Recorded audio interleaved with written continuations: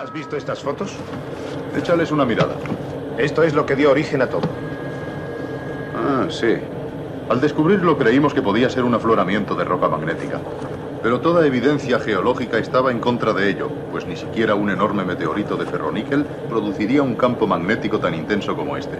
Y decidimos examinarlo a fondo. Imaginamos que sería la parte superior de alguna estructura enterrada y excavamos por todos lados, pero no encontramos nada más. Y lo que es más, parece completamente demostrado que no ha sido cubierto por erosión natural u otras fuerzas. Parece haber sido enterrado deliberadamente. ¿Deliberadamente? Supongo que no tenéis la menor idea de lo que es. Daría cualquier cosa por saberlo. Lo único seguro es que lo que sea fue enterrado hace 4 millones de años. Pues he de deciros que ya habéis descubierto algo.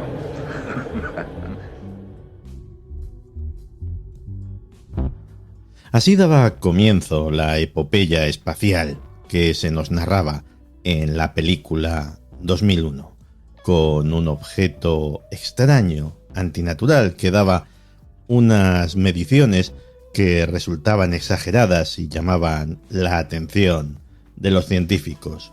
Un objeto enterrado bajo la superficie de la Luna.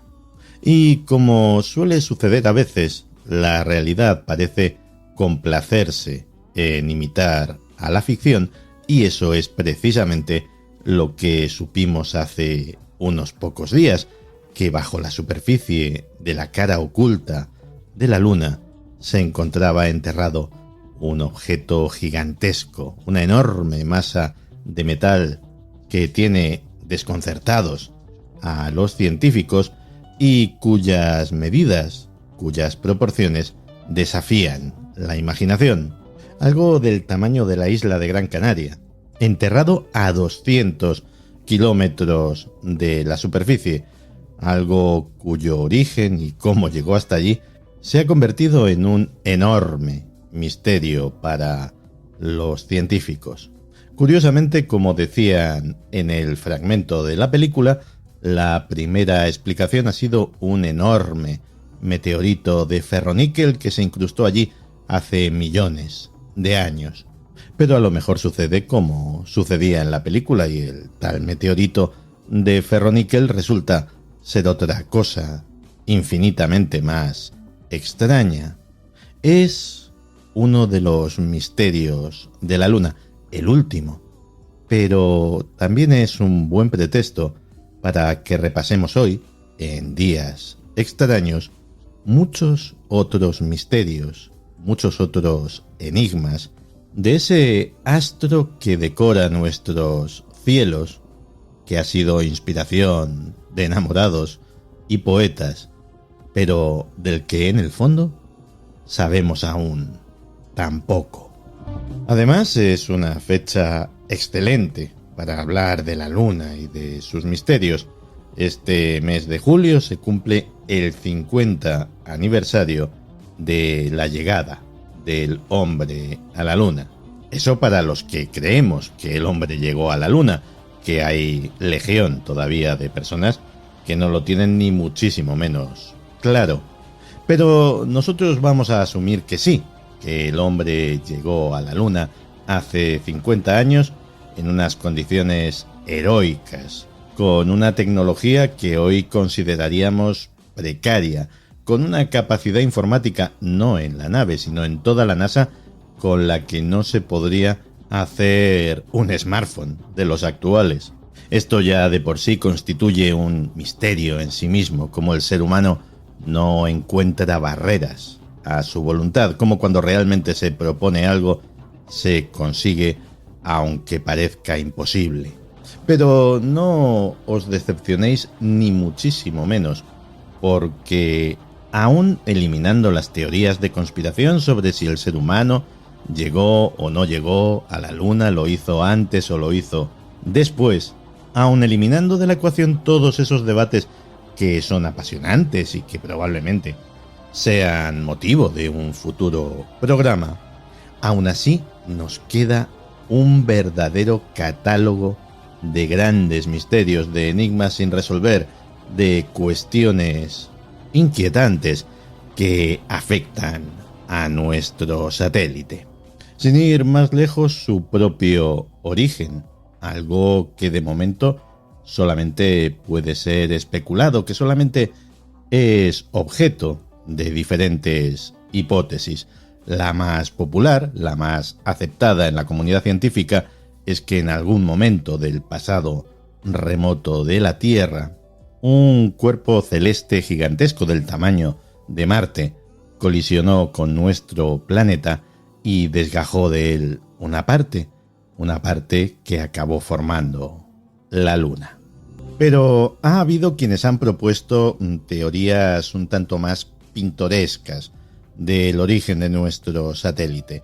En 1970, dos científicos rusos, Mikhail Basin y Alexander Shcherbakov, ambos de la Academia de Ciencias Soviética, publicaron un trabajo que se titulaba ¿Es la Luna la creación de una inteligencia alienígena? Un trabajo en el que proponían e intentaban demostrar que la Luna es un satélite artificial puesto en órbita por seres inteligentes. Para hacernos una idea, algo parecido a la Estrella de la Muerte de la saga Star Wars. Según sus datos, ecuaciones, mediciones y teorías, la Luna estaría compuesta de una superficie, de una coraza, de un casco, si estuviésemos hablando de una nave, de apenas 4 kilómetros de grosor, y por dentro estaría prácticamente hueca.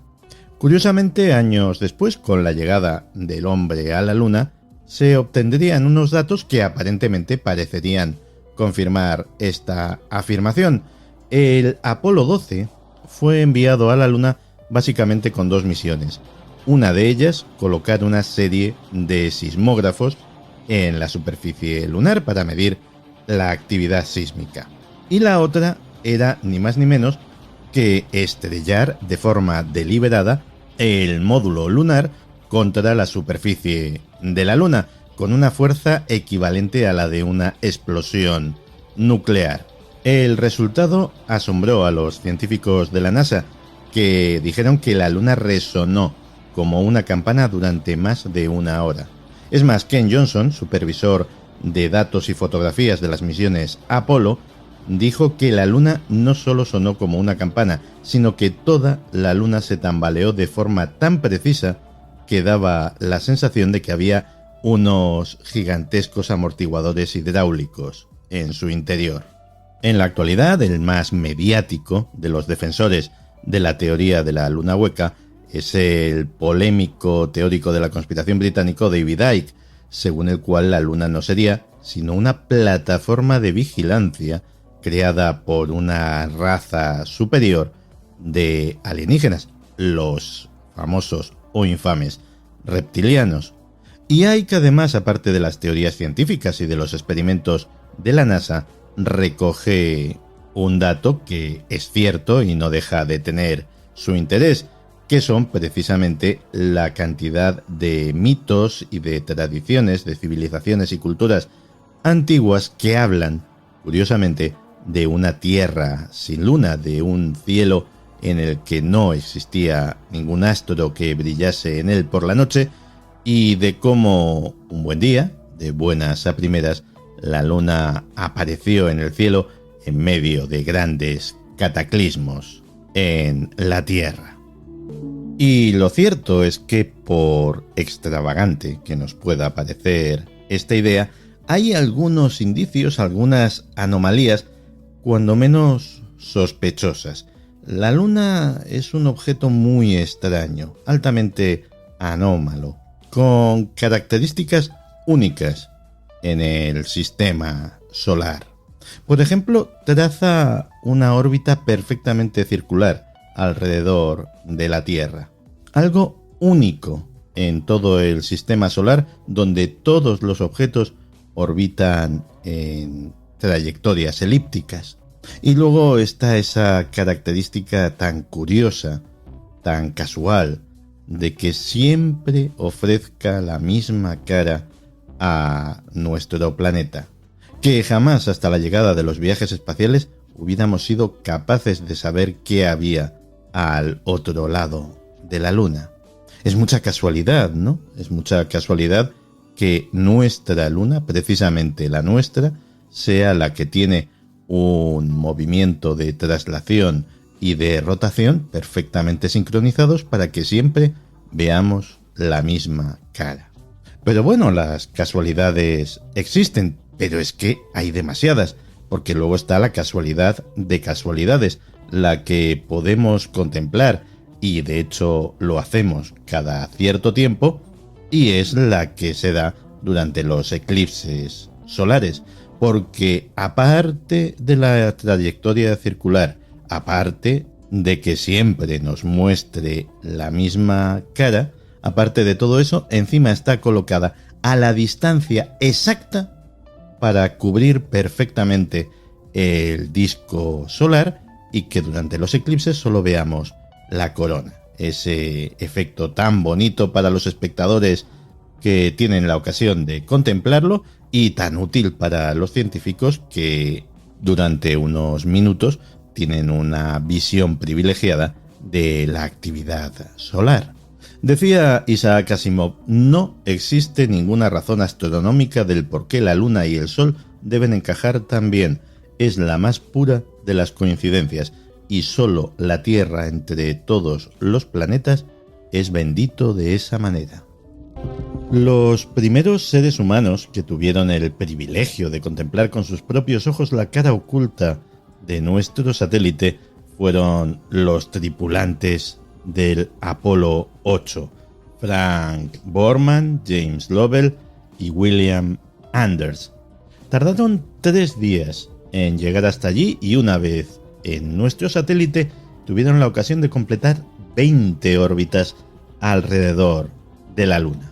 E hicieron multitud de fotos, alguna tan famosa como la célebre que mostraba por primera vez nuestro planeta surgiendo del horizonte lunar y que nos hizo conscientes de la belleza y de la fragilidad de nuestro planeta. Pero otras fueron célebres por razones bien diferentes. Porque con el Apolo 8 comenzó la polémica de las estructuras ocultas en la Luna, de las estructuras artificiales en nuestro satélite. Cuando se revelaron las fotografías, porque fueron tomadas con cámara fotográfica de las antiguas, de las analógicas, de las de película, en una de ellas, concretamente en la AS08182908, aparecía algo tremendamente insólito, lo que parecía ser una gigantesca estructura que ocupaba buena parte de la superficie de la cara oculta de la Luna y venía a tener la forma de una porción de pizza, para hacernos una idea. Incluso las luces y sombras parecían sugerir que se trataba de un gigantesco objeto construido o posado sobre la superficie lunar. El problema es que este objeto, esta estructura, solamente aparecía en esa fotografía y en ninguna otra, lo que llevó a la NASA a dictaminar que aquello no era más que un fragmento de suciedad que había contaminado la película fotográfica. Pero esta explicación no fue ni mucho menos óbice para que surgieran todo tipo de teorías respecto de esta imagen, como la que afirmaba que se trataba en realidad de una base alienígena construida sobre la superficie del satélite y que la cámara había captado un breve instante en el cual había fallado su dispositivo de camuflaje.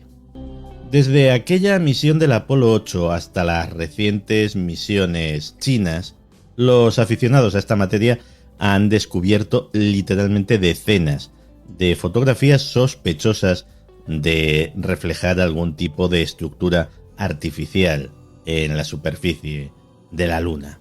Algunas pueden desdeñarse a la primera como simples paridolias, otras las podemos meter en el cajón de las curiosidades, de los caprichos de la geología, y otras son mucho más difíciles de explicar e incluso han despertado la curiosidad de los científicos.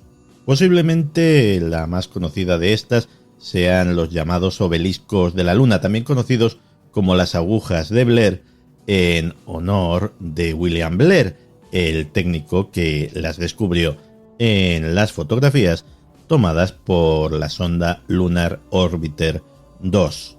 En una de estas fotografías, tomadas sobre el mar de la Tranquilidad, aparece lo que tiene todo el aspecto de ser 8 supuestos capiteles o columnas u obeliscos, cada uno de ellos con una altura equivalente a un edificio de varias plantas y colocados en lo que parece una disposición geométrica. La fotografía está tomada en un plano cenital, es decir, desde arriba, desde la vertical, así que no podemos ver los objetos sino su sombra, la silueta alargada de esos obeliscos.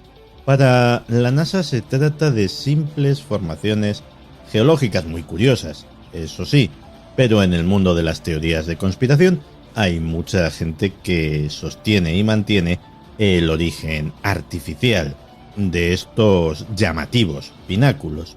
Entre ellos estaba Milton William Cooper, un antiguo oficial de la inteligencia naval de los Estados Unidos que mostraba como ejemplo esta y otras imágenes para argumentar que él había tenido acceso a material confidencial, fotografías y documentos que demostraban que el gobierno de los Estados Unidos tenía conocimiento de la existencia de una base alienígena en la Luna.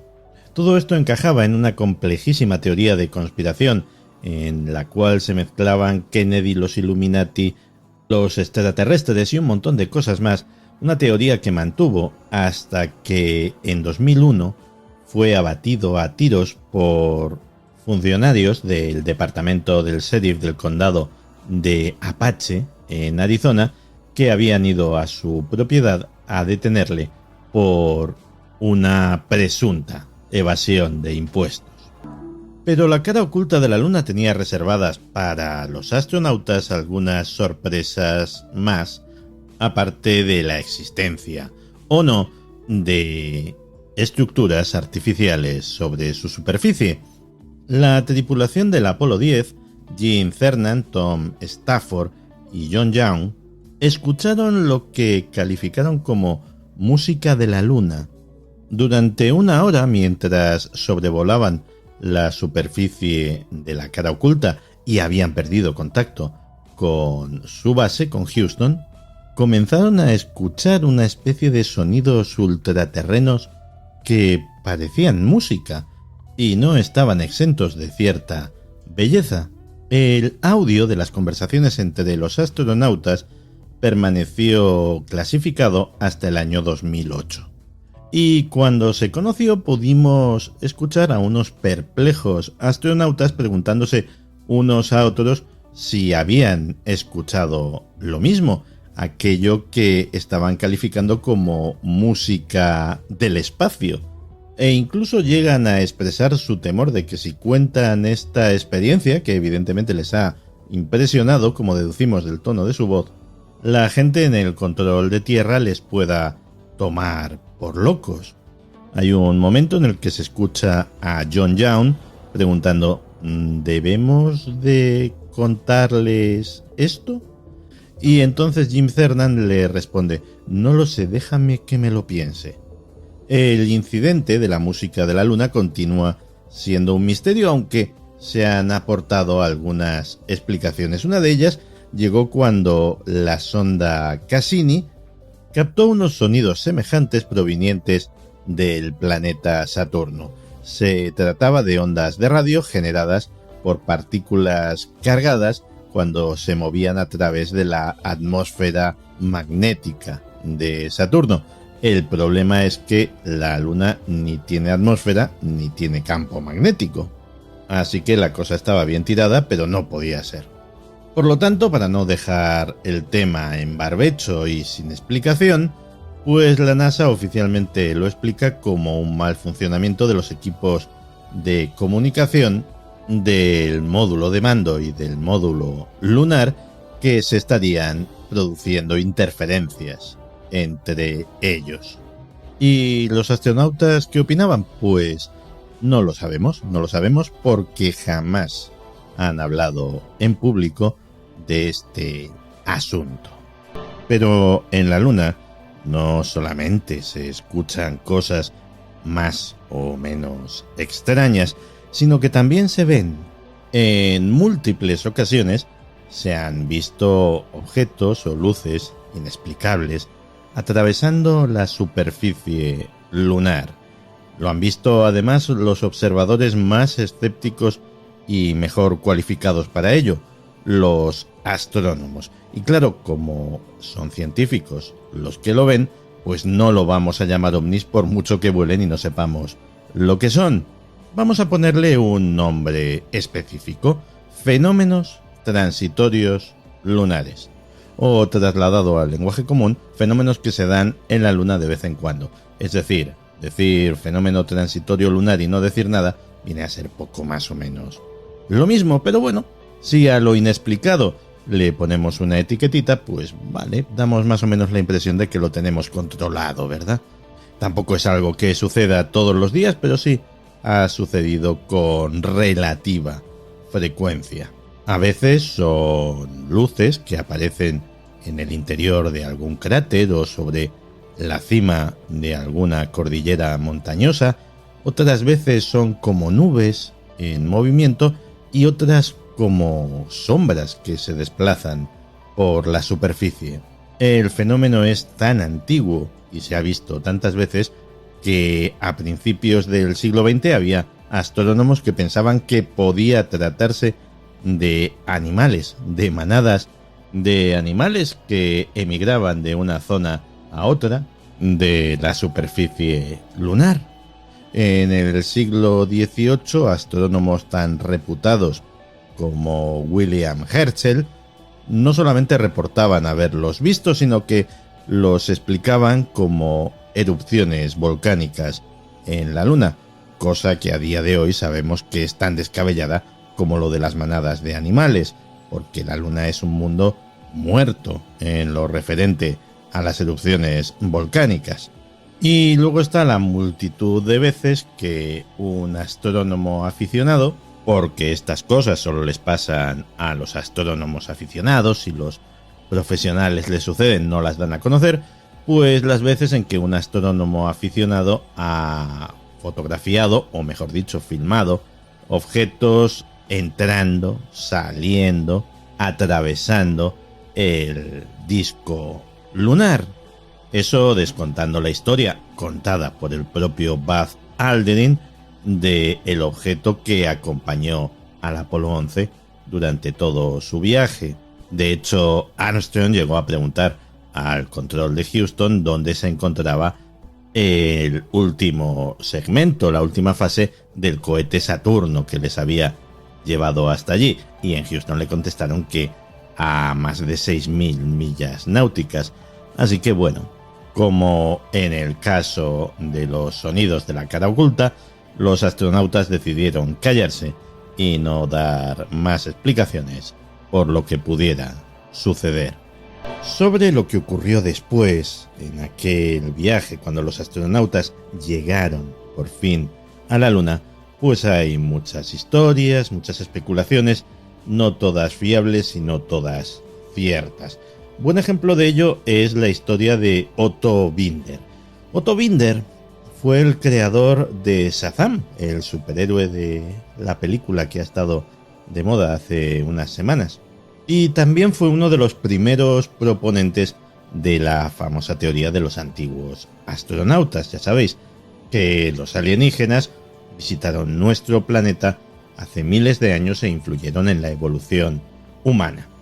Él es, haciéndose pasar por un insider de la NASA, cosa que no era, el padre, el origen de la famosa historia de que los astronautas enviaron una transmisión a la NASA diciendo: ellos están en la Luna observándonos. La historia de Binder es un fraude en cuanto a la forma, pero a lo mejor no en cuanto al fondo, porque efectivamente sí que hubo una transmisión de la que no sabemos absolutamente nada. Fue poco después, del histórico primer paso de Armstrong en la superficie lunar, que sucedió algo que relató el mítico divulgador científico español José Antonio Silva, que se encontraba en la estación de seguimiento de Robledo de Chavela cubriendo el histórico evento. Y es que en un momento dado los periodistas fueron echados literalmente del control. Esperad fuera un momentito. El momentito duró varios minutos.